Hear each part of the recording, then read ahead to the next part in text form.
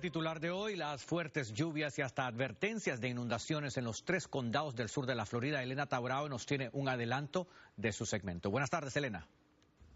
Muy buenas tardes para ti, Iván, y nuestros vigilantes del tiempo. Bueno, comenzamos analizando que durante este sábado continúan las lluvias fuertes en todo el sur de la Florida. Pero no solamente ha estado lloviendo aquí en nuestra región, sino también en el centro y el occidente de Cuba. Todo esto se debe a una vaguada que está sobre nuestra zona con abundante humedad que mantiene esas lluvias y algunas tormentas, las cuales continuarán en las próximas horas. Esta noche se espera un 80% de probabilidad de lluvia fuerte sobre nuestra región.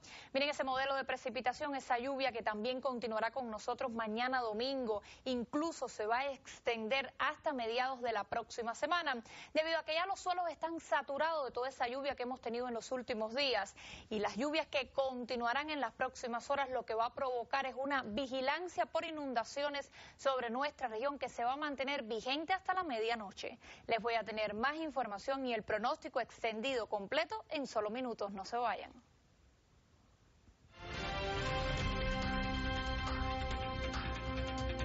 Un menor de edad resultó gravemente herido de bala esta tarde. Sucedió en el norte.